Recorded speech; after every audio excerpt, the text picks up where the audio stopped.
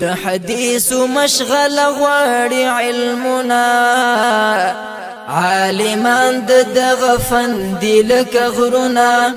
دراویان محدثین دی لکه ستوري د فلک له څنډو دوی سنت ګوري نحمده ونصلي على رسوله الكريم اما بعد ګلونو تاسو ټول په تماشه باندې چې د رحیم شاه ربانی صاحب نساګ سیله وړه ده اور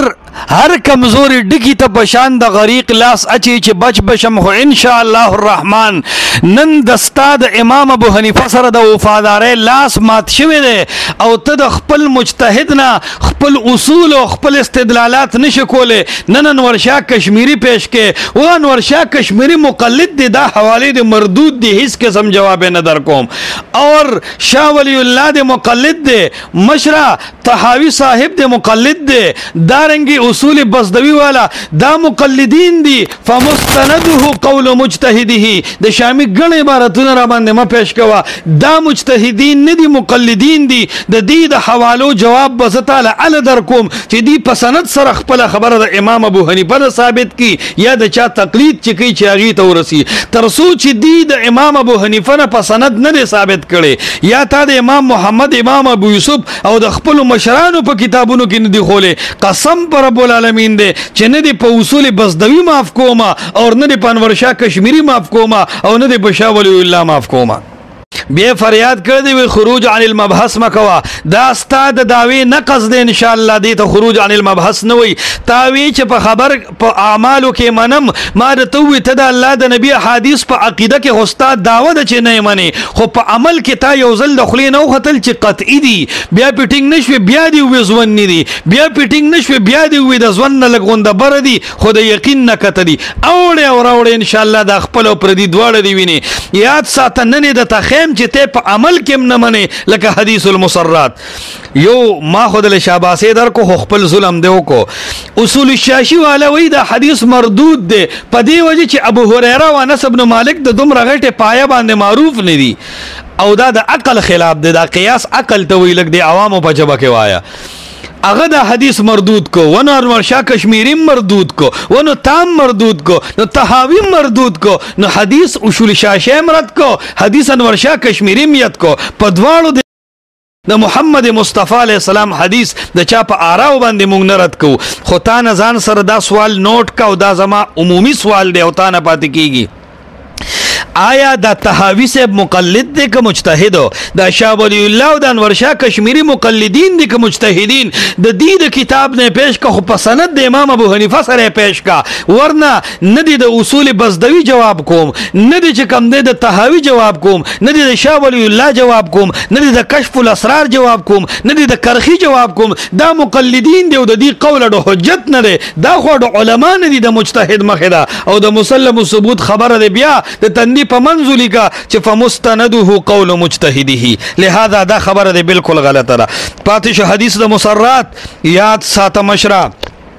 ستانه قسم بالله د شاشه والا خده و ادا د قیاس خلاف دی یعنی خطا اجتهاد دی دی خو بیا معاف کیږي تا خو د غلام احمد فرویز خبره وکړه تا خو د احمد سعید ملتانی خبره وکړه تا خو وکړه د منیر شاکر او د جاوید غامیدی خبره وکړه و ادا د رسول الله حدیث دی بخاری کې دی مسلم کې دی امت مسلمه قبول کړي دی سلور مذاهب هم په دی باندې دي خو د قران خلاف دی انا لله و انا الیه راجعون فاعتدوا علیه بمثل ما اعتدى علیکم د ظلم خبره ده او دا د پيو مسله دا د معاملې خبره ده ته د ظلم آیاتونه رااله او د الله د نبی احادیث په قسم نه مولانا چې تنن دلته ناشته او خو په محدثینو کې دا حدیث کم مجتهد د قران خلاف کړي دي ټول مناظره به د پتا باندې قرض او په ټول احناف په قرضي او خو ستا په ائمه کې یا په مجتهدینو کې کم مجتهد راغلی دی په سند ثابت کړي چې دی حدیث ته ویلي چې دا د قران خلاف دی دا د رحیم شاه ربانی د ناقص عقل خلاف کیدی شي د محمد مصطفی په صحیح سند سره ثابت شوی حدیث د قران خلاف نشي کېدی د آیت جواب خو دی دا دی الخراج بالزمان والا خبر اورا دا روایت ضعیف دی نه دی ثابت مصعب ابن امیہ ابراهیم القیسی دی ابن عدی وی مجهول دی و احادیث عن الثقات ليس بالمحفوظه دا حدیث اړو محفوظ محفوظ نه دي. الخراج بالزمان حدیث نه دی پر رسول الله علیه السلام باندې دروغ متړه ظالم انسانا. بیع الکالی بالکالی والا روایت دا د رسول الله خبره نه ده. موسی ابن عقبه بارک امام بهقی وی دا خطا ده ولا یصح دا سړی ټیک نه دی. پر رسول الله علیه السلام دروغ متړه. یاد ساته لو سلمه زب تاسو سره دا روایت د ستا د قول لپاره ومنم. چلو صحیح قواعد به د سره ومنم. یاد ساته که هر څومره آیاتونه و حدیث راشي خدا د الله د نبی صحیح حدیث دی دا به په صورت د استثناء کی پاتې شو. دا ویرا وی دلته کې مسله دا ده چې دا خو بیع الطعام بالطعام بالنسیه راځي او ناجایز دی. ظالم دا غي شپک خپل سيزونه دي پاغي کې کجوره ده پاغي کې چې کم دی وړي دي سره زر سپین زر دي پاغي کې د پيو تذکره نشته. کوم شي چې د الله د نبی په حدیث کې التا سود کې نه دی داخل. تنن د الله د نبی د حدیثو د وهلو د پاره حدیث المسرات ولي هغه بیع الحنت بالحنت ته منسوب کې او د الله د نبی د حدیث مخالفت کې. صفا توبه وباسا چې څنګه شاشي والا خطا شوی دی دک سه انور شاه کشمیری خطا شوی دی څنګه چې نور انوار خطا شوی دی دغه څه طحاوی خطا شوی دی. دا د الله د نبی حدیث دی بخاری او مسلم راوړل دی ابن مسعود ابو هريره راوړل دی تمام امت قبول کړي دی محتب بالقرائن هم دی دغه هر شرط د صحت موجود دی. لعنت دی پاغه چا چې دا حدیث رد کوي یا باغه اجتهادي خطا وي دغه څه جواب وک والله چې په بل جواب دینه معاف کوم. وی تاهم اذا قرأ فانصتون انکار کړی دی. ما کله ویلی دی چې زته منکرم زوام اذا قرأ فانصتو دا د محمد رسول الله علیه السلام حدیث دی. امام چې قرات کوي علاوه د فاتحه نه به بالکل خاموشه دا خو زوام فاتحه فاتحه نو فاتحه بارک مرته وي محمد رسول الله فرمایلی دی صلی الله علیه وسلم چې امام قرات کوي نو فاتحه وایا اور دا غیره لپاره مې د دلیل پیش کو تا وی فاتحه به خو په خیالاتو کې نو دا خو بیا هم انسیتو خلاف شو. تب وقت څنګه دی او تب خیالات بل دا ته خو مقلدی ستاولی د امام ابو حنیفه سر دشمنی راغلی دا ستاولی د امام ابو حنیفه بدشي د فانسیتو معنی په خیالات سره د خپل مجتهد نه ثابت کا. لہذا ز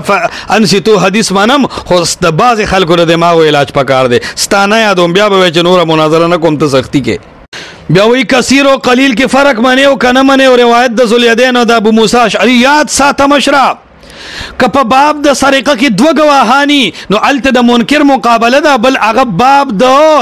شهادت ته هغه په زنا کې اربعه منکم شهادت ته خلاف العقل وی هغه توقیفی وی پاغي مازغه نه رسی هغه رب کریم مقرر کړی دی. لہذا هغه کې د کثرت او د قوت خبره نشته بل دا ستا په نسبت باندې خو قوت ال راضی عقیده کې قبل اول ال راضی قطعیت ال راضی چې متواتر ته ورسی. نو ابو موسی اشعری خو متواتر ته نه رسول یو ابو سعید خدری راوستو په دوو کسو دا متواتر شو دا خو بیا پتارت شو. اربعه منکم کې خو سلور دي 200 نه دي دا خو بیا متواتر نشو بیا پتارت شو. په باب د سرقه وغیرہ کې خو دو گواهان دي نو دا خو بیا متواتر نشو بیا پتارت شو. ته خو قوت صرف او صرف په متواتر سره معنی ته خو بل شي قوت معنی نه. یاد ساته یو د قوت مضبوطیدل یقین مضبوطیدل دا په کثرت سره راځي خو یو دی چې خبره واحد او یقین به پکې نه د یقین د مرتبه نه خبره واحد نه راکوزيږي ها په کثرت تعداد هغه یقین او قطعیت نور مضبوطیږي دغه اتفاقی خبره ده. نو دا جواب درته بیا پاتې دی وزن سره نوٹ کا چې د ستا په قول د احادیث عمر صاحب رد کړی دي د رسول الله د ذوالیدین روایت ستا په قول زیړو انکار منم نه مې جوابونه کړی دي نو دای خو په عمل کې رد کړل بیا د نه جواب داده چې په عمل کې رد کړل نو دا خو د ستا په نس دا دلیل دی چې خبره واحد عمل کې کمزور دی. د دې جواب وکا که سوال له بیا پاتې شو چې خبره متواتر او واحد کې د قطعیت ځنیت فرق او عقیده کې بنه قبليږي دا د خپل مجتهد نه ثابت کا ثابت دنه کو محتب بالقرائن د تبیاوم دا د مجتهد نه با سند ثابت کا عامه کا مجتهدین د اصول حدیث او کچرته کې هغه د رستو خلکو نهبت الفکر دی رستو خلک راغلي د مقلدین دي مشرد دي کتابونه م پیش کو دا قرض در تبیا په سر غاړه دی. پاتې شو د مبارک پوری صاحب د جرابور جمهور رائے نه دا چې میدان په مسل جوربین لګي په تبوام چې مبارک پوری صاحب خطا دی او جمهور امت پدې دی چې مسل جوربین جایز او ثابت دي. بل یاد ساته دا کم چې تا محتب بالقرائن وي دی که یو ته قرضدار دا به د مجتهدینو نه ثابته یا د مقلدین منه پیش کوي بس لنډه ده. دویمه خبره دا ده ته به ماته اوس یو حدیث ښیې لکه المتبایعان بالخیار دا ټول شرایط چې تا کوم محتب بالقرائن وي ته ماته وښیه دی کې کم شرط په المتبایعان بالخیار کې نشته دا تا نه قرض د نور جوابونه به بیا شي دا مخکې کا او جواب وکړه چې تاسو وایي حدیث په قرآن پیش کېږي دا قاعده د کم ځای نه ده. او بله ووره نور الانوار او شاشي والا ستا د انکار حدیث بل خبره چې وی کله مطلق د کتاب الله راشي عام د کتاب الله راشي نو په خبره واحد او باندې د هغې زیادت ناروا ده. زوم دا د انکار حدیث قاعده ده په دې باندې د مجتهد نه دلیل پیش کا دا د کوم ځای نه تاسو وایي چې مطلق د کتاب الله دا په خپل اطلاق باندې جاری کیږي او د خبره واحد سره په زیادت نه راځي. او دویم دا خبره چې عام د کتاب الله په عام وي او خبره واحد سره په تخصیص نشي راتلی دا دواړه قواعد ستا مردود دي. یو د دا د خپل مجتهد نه ثابت کا او دویم په دې باندې استدلال وکړه زوام چې دا کم څلور قواعد مې ذکر کړل دا ټول فحش دي. لہذا حدیث کې د قیاس خلاف ومنو حدیث به حجت اول رد دی کني په دې دلیل پیش کا. دویم حدیث به په قرآن نشي پیش کولی کني د دې لپاره دلیل پیش کا. دریم که په کتاب الله باندې زیادت راځي او که د هغې مطلق مقید کیږي او عام خاص کیږي نو بالکل دا په حدیث سره کیدی شي او که ته وایې چې نشي کیدی نو نرشه او دلیل پیش کا. توام چې مقلدین ما پیش کو نرشه په مجتهد ننګو کا. نحمده ونصلي ونسلم على رسوله الكريم اما بعد. مفتی صاحب محترم ما تا ته مخکې ویلي بیا هم درته ویم چې ستا دعوه دا ده چې حدیث د رسول الله صلی الله علیه وسلم مطلقا دا قطعي دی او منکر کافر دی. نو ته په دې باندې دلایل پیش کړه چې هر حدیث د پیغمبر چې په کتابونو کې لیکلی شوی نو دا به قطعي وي په دې باندې تاله دلیل پیش کول پکار دي. نه دا خبره چې یاره احناف فلانې حدیث رد کړی دی او فلانې رد کړی دی هغه جدا یو موضوع ده او ما تاسو ته ویلي چې که په هغې باندې ستا بحث کول غوښتل نو بیا به په هغې باندې بحث وکړو ته به اعتراض کې چې احنافو دا حدیث رد کړی دی او زه به د هغې دفاع کوم. خو تا جواب کې یو خبره کړې ده چې یاره ته اوړې راوړې نو ګوره مفتی صاحب زما موقف بالکل دو ټوک او صفا واوره. یو خدا ده چې ما تا ته مخکې ویلو چې کله ته زما په دعوه باندې ځان پوهه کوې نو ته به ډېر لرې تللی او غټې کندې ته وپرېوتی. ما چې په خپله دعوه کې محتب بالقرائن لفظ لګولی نو تا له هغه وخت کې دا پکار و چې تا تنقیح کړي وي چې د خبر واحد سره دا محتب بالقرائن قید چې ته لګې نو دا قید اتفاقي دی او که قید احترازي دی. ما به وضاحت کړی وي وروستو به تا ته اشکال نه راتلی. خو بهرحال بلا ستا د تنقیح زه تا ته ویم چې محتب بالقرائن دا قید اتفاقي دی. مطلب دا نه دی چې ګنې د خبر واحد سره قرائن دا محتب شي نو دا به بالکل د متواتر شان قطعي نه. البته د نور اخبار احادو په مقابله کې به دې ته تقویت ډیر حاصل وي. اوس ما چې د غیر محتب بالقرائن قید لګولی دی نو د هغې وجه هم دا وه چې محتب بالقرائن کې د بعضې علماو قول بیا هم شته دی چې یاره دا موجب د علم یقیني وي. خو هر چې غیر محتب دی نو پای کې خو د چا څه خبره نشته دی. چا هم په غیر محتب کې دا قول نه دی کلی چې دا به مفید او یا موجب د علم یقیني وي. اوس زمونږ موقف بالکل واضح دی چې خبر واحد دا مفید د ژوند وي عمل کول پې واجب وي. د دې مطلب دا دی چې د دې خبر واحد په مقابله کې کله بل قوي دلیل رانشي نو بیا د دې ترک کول دا جایز نه دي. اوس که په مقابله کې بل قوي دلیل راغی نو بیا به خامخا دا ترک کیږي او په هغه دلیل باندې به عمل کیږي. او هر چې عقیده ده نو په عقیده چون کې قطعي وي او خبر واحد ظني دی مفید د قطعي نه دی نو لہذا په عقیده کې به دا په کار نه راځي او حجت به نه وي. بیا تا یو خبره کړې ده حدیث المسرات کې تا ویلي دي چې یاره انور شاه کشمیري مرد کو اصول شاشي والا مرد کو نو په دې دواړو باندې لعنت شه. مفتی صاحب دا واوره په اسلافو کې امام مالک هم دا رد کړی دی. اهل مدینه والا به په دې حدیث باندې عمل نه کو د شودو په بدله کې هغې کجوري نه بلکې قیمت ورکول دا به ضروري ګڼل.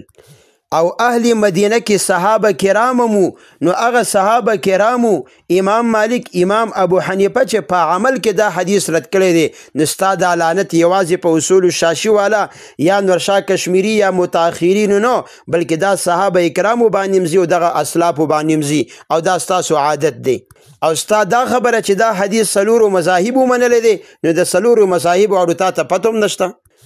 بیا درته ما ووي چې ګوره صاحب د اصول شاشي یا نور الانوار والا چې په کومو وجوهاتو دا حدیث رد کړی دی، نو هغه وجوهات محققین او احناف رد کړي دي.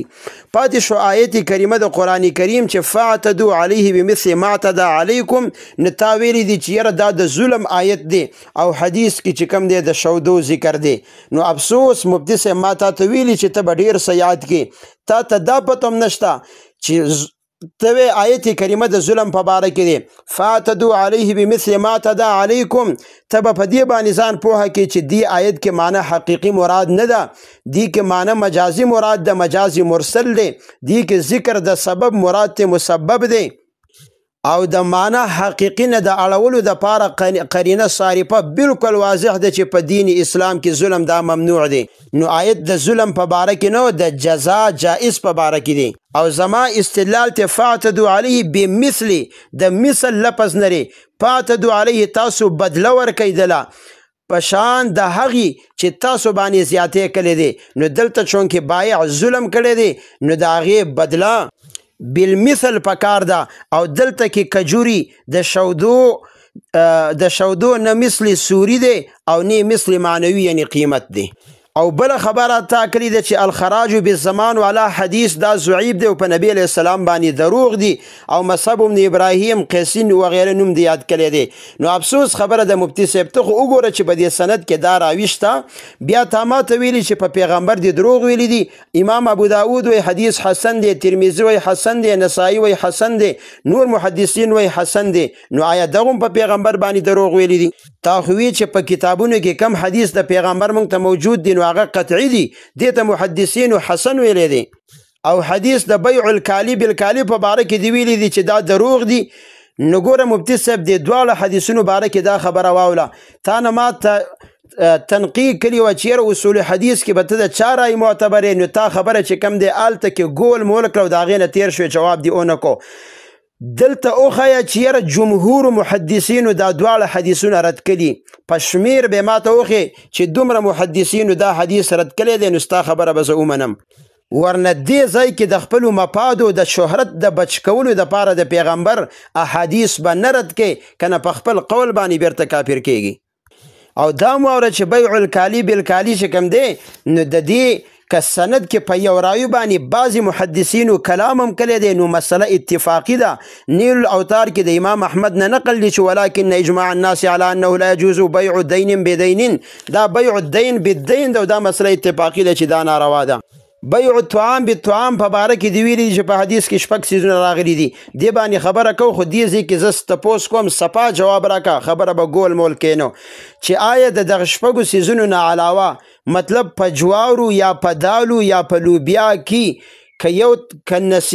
نصیحتنی یعنی قرضی یا چې کم دی په دې کې د یو طرف نه زیادتی، نو دا بیع به جایز وي او که نه دا به په سود کې راځي. بیا درته ما ویلو چې ته منکر د خبر واحد دا کافر دی. نو ما درته ویلو چې اذا قرأ فانصتو، نه تاسو انکار کوئ مجتهدین نه، نو ته د دې نه موږ انکار نه لیکلی. اذا قرأ چې کله امام قرأت کوي نو تاسو چوپ شئ علاوه د فاتحې نه. اوښیه په دې حدیث کې دا الفاظ چې علاوه د فاتحې نه، او کتب بل حدیث وی چې لا صلاة الا بفاتحة الكتاب، نو هغه جدا حدیث دی او دا جدا حدیث دی، هغه هم خبر واحد دی او دا هم خبر واحد دی. دی حدیث کې اذا قرأ راځي، قرأت د فاتحیم دی او قرأت د نور قرآن هم دی، فاتحه هم د قرآن یو حصه ده. نو د دې حدیث نه تاسو منکر یئ. بیا تا یو خبره کړې وه چې د ډیرو د یو په خبر کې فرق نه، ما ګڼ احادیث پیش کړي، یو مې په کتاب پیش کړی چې نبی علیه السلام فرمایي، ترمذي کې حدیث تری لا تجتمع امتی علی ضلالة، نبی علیه السلام وایي زما ټول امت په ګمراهۍ نه جمع کیږي. هغه دی چې ګڼ دي نو خبره مضبوطه ده، او د یو په باره کې د پیغمبر نه دا ثبوت نشته، په دې دی بالکل ځان شپېلی کړی دی. پاتې شو نور روایت د ابو موسی اشعري یا د مغیره ابن شعبه یا د ذوالیدین والا روایت نو تا پکې ویلي چېرته نبی علیه السلام او صحابه کرامو خو خبره تواتر ته ونه رسوله. نو ګوره دې ځای کې ما استدلال په دې طریقه کړی چې ته وې د یو د ډیرو په خبر کې فرق نشته. زه وایم چې اول د یو خبرو پیغمبر علیه السلام ابوبکر صدیق عمر ونه مانه چې د نورو تصدیق ورسره راغی نو بیا یې خبره ومنله. او په دې مې راته عبارت د تحفة الاحوزم پیش کړی چې که یو راوي ثقه تام الضبط عادل وي نو بیا هم په هغه کې د خطا او د غلطۍ احتمال وي. معلومه شوه چې د ډیرو په خبر او د یو په خبر کې فرق وي. بیا دلته تا یو ډیر په فخر سره سوال کړی دی چې یاره مناظره به په دې موقوف وي چې دا خو په عمل کې رد کړی دی. نو چې په عمل کې رد کو نو په عقیده کې خو په طریقه اولا باندې ردي مفتي صاحب. نو دا په ما باندې رد شه که په تا باندې رد شه. ته خو چې دا قطعي دی او منکر کافري. ما هو جوابک فهو جوابي. بیا دې دا سوال دوباره کړی دی چې یاره دا خبره ثابت که د مجتهدینو نه چې هغې ویلي چې خبري واحد دا ظني دی او په عقیده کې به حجت نه. ما درته ویلي چې دا زما او ستا د مناظرې خلاصه ده او دا ذمهداري ده چې زه به د محدثینو عبارات پیش کوم. خو دا آخري مرحله ده، لږ غوندې انتظار وکړه. د هغې نه مخکې ما څه سوالات کړي دي او ته ځان د هغې نه خلاصول غواړې خو زه تا خلاصېدلو ته پرېږدم نه. او ستا دا سوال چې قرائن به د مجتهد نښې نو واورئ مفتي صاحب، تا هم واوره او ستا ملګري دې واوري چې ستا دعوه دا ده چې اهل حدیث کې دو اصول کتاب الله او سنت رسول. نن ستا هغه کتاب الله څه شو سنت رسول څه شو. ته اوښیه په کتاب الله کې هغه قرائن چې تا ویلي وو، اوښیه په کتاب الله کې چې حدیث د پیغمبر مطلقا دا به قطعي وي، د پیغمبر په حدیث کې دا اوښیه. او چې دا به د سلفو په فهم باندې ښیي چې د قرآن آیت یا د حدیث نه سلفو دا خبره فهم کړي چې د دې آیت او د دې حدیث نه دا معلومیږي چې حدیث د پیغمبر به قطعي وي. ستا فهم نه لکه تا چې کوم آیتونه پیش کړل نفس ثواب به درته میلاو شوی یا کېدای شي ثواب هم درته نه میلاو شوی ځکه تفسیر بالرای دې کړی دی، ځان دې په عذاب کې غورځولی دی. الله او د الله په رسول باندې دې دروغ ویلي دي. نو یو دې دا ویلي چې احناب د خلکو د دوکه کولو د پاره چې احناب خبري واحد په عقل سره رد کوي، ما د هغې اپریشن وکړه په دغه خبره کې ستا. دویم د ویلي دي چې یاره حدیث په کتاب الله باندې پیش کول دا قاعده. نحمده ونصلي على رسوله الكريم اما بعد. ان شاء الله اهل علم اوریدونکي ټول په دې خبره باندې پوي چې رحیم شاه رباني هر قسم مخکې ورستو لاړ، لیکن پدی خبر هیڅ یو دلیل پیش نکو چې د الله د نبی احادیث ظنی دي، عمل کې شکی دي او عقیده کې نه چلیږي. ډېرې خبرې وکړې، کله یو خبره پریدي کله بل رالی، لیکن دلیل نه دی ویلو. کم دلایل چې ویلو ټول مې ول راجمع کړل په المتبايعان بالخيار په شکل کې. ورته مې وویل چې عائشه رضی الله تعالی عنها، امام مالک، امام ابو حنیفه رحمهم الله دی خلقو د اجتهادی خطا د وجنا یو روایت باندې عمل پریخه دی او بیا په هم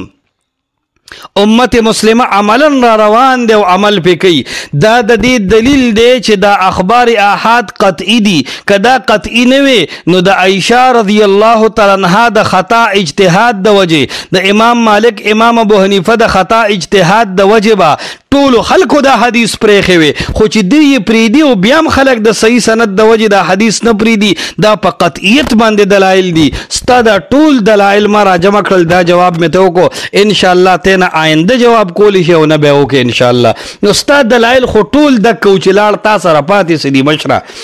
پاتې شو. زما باره کې دی دا وایي چې ته د قطعیت خبره وکړه. نو ما الحمدلله آیتونه پیش کړل، نه را معاد کوم. احادیث د الله د نبي مې پیش کړل، نه را معاد کوم. خو لنډه وم چې دا قطعیت خو زما او ستا په منځ کې په نصوصو کې اصل دی. تم دا منې چې حدیث قطعي دي، زم دا منم چې حدیث او قرآن قطعي دي. من یطیع الرسول فقد اطاع الله، ما آتاکم الرسول فخذوه. په عقیده کې او په عمل دواړو کې وایي فخذوه. صرف ته دا وی چې دا احادیث د الله د نبی په وخت کې قطعي او خو وروستو د سند د وجې شبهه راغلی ده او د سند د شبهې د وجې د احادیث ظني شوي دي. ستا دا خبره ده که نه؟ زه دا عوام چې دا قرآن او حدیث په خپل اصل عکسې باقي دي او دا به تر قیامته پورې په خپل اصل قطعي او یقیني وي. نو زه خو دا نه وم چې د اصل نه خلاف الاصل ته ذهاب شوی دی. اصل باندې دلیل نه، اصل خو زما او ستا منځ کې مسلم دی چې قرآن او حدیث قطعي دي. خو ته وایې چې د اصل نه خلاف الاصل او ظنیت ته ذهاب شوی دی نو ستا کار دا دی چې توس دا ثابت کړي چې دا د اصل نه دا ذهاب څه ته وشو ولې وشو او آیا دا سند دومره یو لویه کمزوري ده چې د دې د وجه حدیث د قطعیت نه د ظنیت مرتبه ته راغی نو دا استاد ذمہواری ده دا زما ذمہواری نه ده اگر چې ما خپل خبره الحمدلله په دلایلو بالکل ثابت کړه چې د الله د نبی احادیث قطعی دي او یقیني دی ودی کې هیڅ شک نشتا البته یو حواله دوره ځکه د قران حدیث نه بعد پتا سو باندې 10 زونه خنه لګي خو د اکابر احوال او عبارتونه د ډېر خوښینو وره د امام شافعی رحمت الله علیه خبر اوره کتاب الام براواړه حواله دا سے ورکوا دانا چې بس په امام مالک صاحب د په حدیث المسرات کې دروغ وی هغه نه دی قائله علن کې تر راوړو التاج والاکلیل راوړو د ابو القاسم المالکی شپږم جلد 349 صفحه التصفا امام مالک وی حدیث المسرات متبع ليس لاحد فيه راي وی د مسرات حدیث کې اړو د چا د خبرو گنجائش نشتا بهرحال روا دیړو د امام شافعی کتاب الام التدی کتاب اختلاف مالک والشافعی وم جلد 201 صفحه اغوی اذا حدث الثقه عن الثقه ثقاتم نئی الثقه یو مضبوط راوی دی د بل مضبوط راوی نه روایت وکړو حتی ينتهي الى رسول الله صلی الله علیه وسلم فهو ثابت عن رسول الله صلی الله علیه وسلم چې کله یو ثقه د بل ثقه نه روایت وکړو دا د الله د نبی نه قطعی او یقیني تور ثابت شو او بیا وی ولا نترك لرسول الله صلی الله علیه وسلم حدیثا ابدا من بچرم د الله د نبی داسې حدیث په نه دو نه په عقیده کې او نه عمل کې چې هغه ثقه د ثقه نه نقل کړي دا شو خو دې ماته شو اگر چې په دې عنوان بس دنیا عبارتونه د خپل او د پردونه ته پیش کوم خدا مې ته وي لګ د امام شافعی د دور نه لغون د کتراشه خوش پاګه ساده ته لګدستان را کوزیګم امام رکن الدین ابو اسحاق ابراهیم بن محمد اصول فقہ 81 صفحه اهل الصنعه مجمعون على ان الاخبار یاد سات دا عبارت استام لاماتی مشرق وروتا وې د اهل علم په دې خبره باندې اتفاق دی سو چې ان الاخبار التي اشتمل عليها الصحيحان مقطوع بصحه اصولها ومتونها دا مقطوع دا قطعي د بخاري او د مسلم روایتونه او توک محتب بالقرائن شي و اذا بیا هم ظني دي و اذا بیا هم په عمل کې نه چلیږي دا بستانه زمون مطالبه ان شاء الله چې دا خبره وته ثابته او بیا وی ولا يحصل الخلاف فيها بحال په هیڅ صورت بد د مخالفت نشي کوله دا سه غنه حواله بدل ان شاء الله الرحمن در کوم چې دا احادیث د محمد رسول الله علیه السلام قطعی او یقیني دي خو ته قلم راواله او د امام ابو حنیفه وفادار شه تر اخره پورې دا تنقیح ما وکړه تعالی د دې جواب نه کړو دا مناظره به ختم شي دا خبره به ان شاء الله ستا په سر باندې قرضی نمبر 1 کته د مقلدین مقلد د امام ابو حنیفه خو بیان ورشا کشمیر او فتح القدیر پیش کا او کته د امام ابو حنیفه روحانی بچي نو د امام ابو حنیفه نه پیش کا چې خبر واحد او متواتر کې د قطعیت او ظنیت فرق شتا دا خبر د امام ابو حنیفه نه پیش کا دویم خبره قطعی په عقیده کې چلیږي او ظنی به په عمل کې چلیږي او اخبار احاد به په عقیده کې نه چلیږي دا دوه خبره به ماته د امام ابو حنیفه رحمت الله علیه نه پیش کې دا ځان سره نوٹ کا درېمه خبره ځان سره نوٹ کا چې محدثینو د معراج بارکی د نزول باری تعالی الی السماء الدنیا یا د انبیاء د غوخه د زمکه باندې د خوراک حرام دی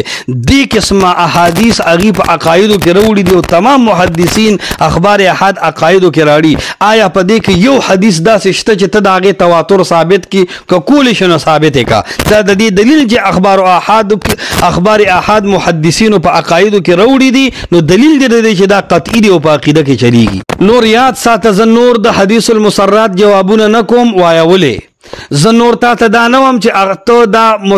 اخبار احاد د کتاب الله د مطلق د پاره مقید او د عام د پاره مخصص منی کنه منی ځکه نه کوم چې تا خبر خلاص کړه چې کدا خبر واحد محتب بالقرائن شي کدا الله د پیغمبر احادیث تا په خپل صفه وي کدا ثقه د ثقه نه نقل کی کدا د قران خلاف نه کدی کې شذوذ او علول نه کدا په صحیحینو کې موجودي خو په عقیده کې نه چلیږي او په عمل کې ځون نه دي کله چې دا مرتبه د ستا په نزد د الله د نبی د احادیثو قدر دومره دی نو بیا خو زه ډېر کم عقلتوب کوم چې په حدیث المسرات تا سره جنګېږم ما خو ته دې له راوستې چې ته به ومنې چې دا حدیث المسرات او دارنګې المتبایعان بالخيار من مات وعليه صوم ته به بس دا خبره ومنې چې دا محتب بالقرائن دي نو چې محتب بالقرائن دي نو قطعي شو چې کله زه پتا محتب بالقرائن ثابت کم او ته قطعي نه منې او په عقیده کې داخل نه منې نو زما هیڅ مجال پاتې نه شو سوا د دې نه چې زه خانه تا سره مباهله وکم او ته خپل ځوانیت په زور باندې ثابت کړي او را روان نمبر کې په ځوانیت خپله خبره دوباره جامعه کې سره د عبارتونو پاتې شو دا ارمان چې یاره د دوو نه خو دریو کې تم منې چې ترقي رالی او تا ووایي چې ټول یو شي نو یاد ساته یو د ځوانیت او قطعیت یو د په قطعیت کې ترقي نو موږ ټولو د اهل حدیثو عقیده ده چې ایمان کې کمې او زیاتې راځي خو لهذا ایمان به ایمان وي داسې قطعیت به قطعیت وي او قطعیت به د تعداد په زیاتېدو زیاتېږي دا یقیني خبره ده خو دا چې دا شی مخکې ځواني او بیا قطعي شو اربعه منکم یا ذوی عدل منکم یا حدیث د ابو موسی اشعری دا اول ځواني او بیا قطعي شو نو ته دا ځوانیت ثابت کا مون خدا وایو دا قطعي دي او په دې شواهد سره په قطعیت کې مضبوطیا راغلی دا فلهذا تا ځوانیت نه دی ثابت کړي مونږ د تعداد د وجه هغه فرق نه منو چې ګنې د تعداد د وجه یو شی د ځواني نه قطعي ته ځي د دې مونږ نه یو قایله ها د تعداد د وجه قطعي نورم مضبوط شي نو دې کې د هیڅ اختلاف نشته او مدک معنا فلا تجتمع امتي على ضلالتين کې پراته ده چې زما امت په گمراهۍ نه راجمع کیږي دا زما دلیل دی کني دینه چې تکم استدلال کوي نو ستا استدلال تر سویمه د پیش کړه خپل مجتهد استدلال دینه خو مطلب دا دی چې امت په گمراهۍ نه راجمع کیږي اخبار احاد په صحت او په عقیده کې په قبولیت امت راجمع دی لہذا دا اخبار احاد گمراهی نه ده دا قطعي شی دی نو دا خو پتا رد دی لہذا په دې خبره باندې بحث ختمو چې یو ته د ځوانیت دلائل را معاد کا د امام ابو حنیفه نے با اصل سندونو کتاب کے ثابت کا اور ورسره د اهل علم د متقدمین عبارتونه چې د نسمره پیش کیږي مقلدین مروړه چې اغي اخبار احاد ځونی ویلي او د معتزلهونه علاوه عبارتونه راوړه بس دغه د زموږ روان کلیف کې انتظار دی اور بیا به ورپسې زما درس راشي ان شاء الله زه به ټوله خبره دوباره را معاد کم اور بیا به ان شاء الله مباهله وشي اور پته به ولګي چې د محمد رسول الله صلی الله علیه وسلم احادیث ته یقیني او کره خبره وایونکې دا هلاکیږي او کنه د الله د نبی احادیث شک کې عوام ته ورکول دی والا سړی هلاکیږي دا به ان شاء الله الرحمن بیا مخکې نتیجه انتظار کوي زمونږ او ستاسو دقه وسو چې ما د الله د نبی په احادیثو دغه خبره وکړي البته د امت مسلمه عبارتونه پاتې دي او رحیم شاه ربانی ته بیان داوم چې هغه دلایل را معاد ک په کم چې تا ته ناز دی چې هغه کې د الله د نبی د احادیثو نه د ځوانیت لفظ ثابتېږي او ته پکې وفادار ثابتېږي چې واقع د امام ابو حنیفه مسلک دی د مقلدینو نه نور دا بس تا ته خیمه چې ان شاء الله دا د دومره ظلم د الله د نبی حدیث سره کړی دی چې محتب بالقرائن شي بیا هم ځواني دی او په عقیده کې نه چلیږي یا د دا ټکي د جهل نه کړی دی یا د ظلم کړی دی نحمده ونصلي ونسلم على رسوله الكريم اما بعد الحمدلله ثم الحمدلله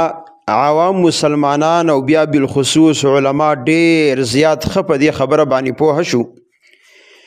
مفتی صاحب چې کومه دعوه په ډیر زور او شور سره پیش کوله چې حدیث د رسول الله صلی الله علیه وسلم مطلقاً دا به قطعي وي او د دې منکر به کافر وي تر دننه پورې مفتی صاحب په خپله دعوه باندې یو آیت یو حدیث یا په سلفو کې د چا عبارت پیش نکو چې په هغې کې دا صراحتي چې حدیث د رسول الله صلی الله علیه وسلم که ډیرو نقل کلی که یو نقل کلی نو دا به قطعي او منکر به کافری مفتی صاحب دا اهم سوال لی زما د دې سوال جواب بالکل پتا باندې لازمی دی چې یو د قرآن آیت یا یو حدیث د رسول الله صلی الله علیه وسلم داسې اوخیا چې په سلفو کې صحابه او تابعین او تبع تابعینو کې چا د آیت او د حدیث دا مطلب بیان کلی چې د دې آیت او د حدیث نه دا معلومیږي چې د پیغمبر هر حدیث دا به قطعی او د دې منکر به کافر وي، بس مناظره تا ګټلې ده، زه تا سره اعلان کوم او تسلیمیږم. خو که په داسې طریقه باندې ته آیتونه وی چې لکه مخکې دي وي احادیث وي چې په هغې کې تفسیر بالرای کې، نو قطعا دا نشي کېدی، ځکه ستا دعوه دا ده چې زه رجال نه منم او بیا سلب ته په رجالو کې نه راولي، اگر چې سلب افضل الرجال دي، لیکن کله کله علی فهم السلب ټکی اوې نو علی فهم السلب کې پتا باندې لازمی ده که ته د قرآن آیت پیش کې که د پیغمبر حدیث پیش کې نو د هغې وضاحت او تشریح به د سلفو نه پیش کې خپله نو. دویمه اهمه خبره مفتی صاحب دا ده، دام حل کا چې یو حدیث کدا قطعی ثبوت هم شي او سند مضبوط شي نو آیا دا حدیث به قطعی دلالت هم وي؟ ته چې قطعی ټکی وي نو قطعی خو دا د قطعی ثبوت هم او قطعی دلالت هم نو که یو حدیث قطعی دلالت دی بلکې قطعی ثبوت دی خو قطعی دلالت نه دی، لکه د قرآن کریم ګڼ آیتونه داسې دي چې د قرآن کریم هغه په تواتر سره ثابت دی، لیکن د بعضې آیاتونو په دلالت کې احتمالي ګڼ احتمالات په دې وجه باندې مجتهدین په آیت کې اجتهاد شروع نو ظني ثبوت شو خو ظني دلالت نشو، نو ته خو عام قطعي ټکی وی او ما سوال کلی او تا بالکل په باندې ځان غلی کو او زمانه چې ته کومه غټه مطالبه کې چې یاره تا یو دلیل په خپله دعوه باندې پیش نه کو نو مفتی صاحب ته واورو ستا ملګري او نور عام مسلمانان دې واوري. زما دعوه چې خبري واحد د رسول الله صلی الله علیه وسلم هغه حدیث چې هغه یو کس دوه نقل کړی نو دا ځونی وي او د ځون مطلب دا نه دی چې د پیغمبر په خبره کې ځونی، د ځون مطلب دا دی چې د دې خبرې د پیغمبر نه په ثبوت کې ځونی چې دا به رښتیا د پیغمبر خبره وي او کنه دا به د ځانه چا کړي. اوس مفتی صاحب وایي چې خامخا دا به قطعي وي، نو ما ورته تقریبا 8 احادیث په دې موضوع باندې پیش کړل چې ګوره دا احادیث دي په اسلافو کې صحابه یا تابعینو یا تبع تابعینو د دې احادیثو نه انکار کړی دی، نو که دا قطعي وي او منکر کافر وي دې خلکو به انکار نه کولی او په سونو باندې ما پیش کولی شو، خو ما په دې دغه 8 احادیثو باندې اکتفا وکړه. بیا ګوره مفتی صاحب بار ته دا سوال کې چې یاره ته به د مجتهد او د امام ابو حنیفه رحمه الله نه به دا خبره ښې چې خبر واحد چې کم دی دا قطعي وي او یا ظني وي او په عقیده کې چې کم دی کار نه ورکوي. مفتی صاحب تعالی ما الزامي جواب درکلی و چې ته ځان ته سلفي وې نو سلف خو صحابه دی یا تابعین دی یا تبع تابعین دی، په دې 3 پیړو کې د یو کس نه دا خبره ثابته کا چې په حواله باندې چې هغې دا ویلي چې خبر واحد به قطعي وي او منکر به کافر وي، یا هر ستا په قول هر حدیث د پیغمبر به قطعي او منکر به کافر وي، دا غونه پیش کا. دا تعالی ما الزامي جواب درکلی و. جوابی تسلیمی دا دی چې بالکل ټیک ده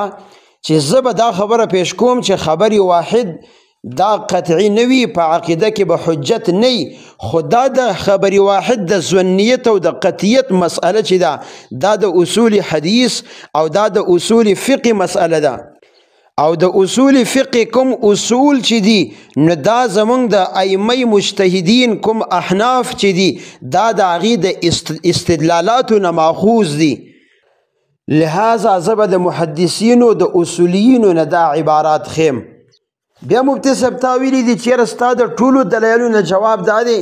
چې دغه احادیث چې مجتهدینو ته انکار کړی دی نو د مجتهدینو د انکار د وجې نه بیا هم خلکو په هغې باندې عمل کړی دی، نو دا د قطعیت دلیل شو.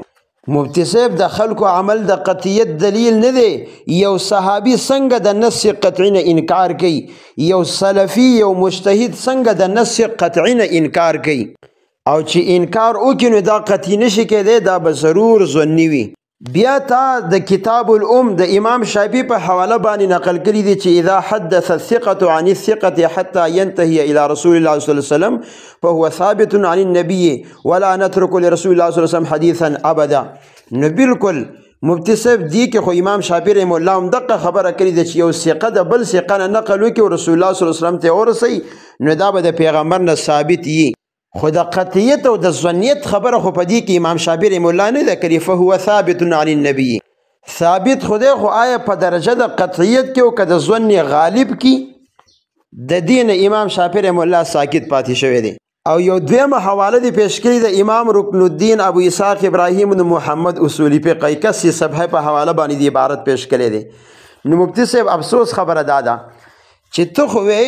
چې یره دا به د مجتهدینو نه پیش کې، نو ته د سلفو نه پیش که کنه، د صحابینا د تابعینا د تبع تابعی او حواله پیش کا. اوس ترالی او متاخرین علماو کې د اصول فقه یو عالم ترالی او داغه حواله پیش کې چې هغه وایي چې د بخاري او د مسلم روایات دا بالکل صحیح دی او د دې په صحت باندې د خلکو اتفاق دی. مفتی صاحب یاد وساته دا خبره مې یره نه کې تنقیحاتو کې ما تا نه تپوس کړی چې دا اصول حدیث ته امور قطعیه وی که امور ظنیه، تا ماله جواب راکړی چې دا امور قطعیه دي. د بخاری او د مسلم د ټولو روایاتو د صحت خبره د اصول حدیث یو جز دی او تا وی چې دا امور قطعیه دي، نو په دې باندې به ته اوس قطعي دلیل پیش کړې چې هغه قرآن دی او یا د پیغمبر حدیث وي چې په هغه کې دا ذکر چې د بخاري او د مسلم هر روایت دا به قطعي وي او هم به قطعي ثبوت او هم به قطعي دلالت وي. په دې کې به ته د علماو اقوال نه پیش کړې ځکه د علماو اقوال ظني وي. بیا اگر چې مفتی صاحب په دې نمبر کې ته د خپلې خبرې نه وروسته شوې، خو تا مخکې یو سوال کړی چیرې د احنافو دا قاعده چې مطلق د کتاب الله به په خبر واحد نه مقید کیږي، عام به نه خاص کیږي او دارنګې حدیث ته مسرات، نو د دغه قواعدو یو عام جواب دا دی چې خبر واحد کله ظني شي نو د دغه ټولو خبرو بنیاد په دې باندې پروت دی. خو چونکې دا خروج عن البعث او تا خپله غلطي ومنله ته ترې وروسته شوي، نو زه به هم دغه خبره پرېږدم. بیا مفتی صاحب تا یو خبره کړې ده چې بعض عقاید چې پای کې محدثین او اخبار احاد ذکر کړي دي، یاد وساته چې کوم اصول الایمان دي نو په هغې کې خو به قطعا اخبار احاد نه، البته که په بعضې جزئی عقایدو کې اخبار احاد ذکر ومي نو یا به پای کې تواتر عملی یا به په هغې کې استفاضی، یعنی عام طور به دغه روایات مشهور شوي، دغه عمل به حد شهرت ته رسیدلی، په دې بنیاد باندې به علما او اخبار احاد په دغه جزوي عقایدو کې قبول کړي. پاتې شو خبره مفتی صاحب چې تا ویلي چې حدیث د الخراج بالزمان یا حدیث د بیع الکالی بالکالی دا ضعیف دي، نو ما دا یو سوال وکړه خو دا سوال ته حل نه کړو چې یاره اوس د جمهور محدثینو نه ته د دې احادیث ضعف ثابت که پای باندې ته ساکته پاتې شوي، حالان کې مخکې تاویلو چې اصول حدیث کې موږ د جمهور تابع او د جمهور خبره چې نو دا قطعي وي، حالان کې په دې باندې ما حوالجات پیش کول چې جمهور قول الجمهور او په اجماع دی کې فرق دی. نو مفتی صاحب آخر کې بیا دا سوال را موعد کوم چې تا په یو آیت کې دا اونه ښودل چې په اسلافو کې چا د آیت دا مطلب بیان کړی چې د دې نه معلومیږي چې د پیغمبر هر حدیث به قطعي منکر به کافری، حدیث کې دا اونه ښودل او دارنګې په سلفو کې د چا حواله پیش نه کړه، لہذا ستا په دعو باندې تر اوسه پورې نه یو دلیل نه یو حواله د سلفو پیش شوه او ما درته احادیث هم پیش کړي، البته عبارات د محدثینو پاتې دي، دا زما ذمہداری ده چې د اصولیینو او دارنګې د بعض محدثینو اقوال زه پیش کم چې خبر واحد دا ظني دی او دا په عقیده کې کار نه ورکوي. او پاتې شوه خبره د مباهلې، نو ټیک ده، خو مفتی صاحب دا یو سوال دی چې یو طرف ته یو سړی مناظره شروع کی او په خپله دعوه باندې به یو دلیل هم پیش نه کی او بیا به وایي چې خبره نه حل کیږي.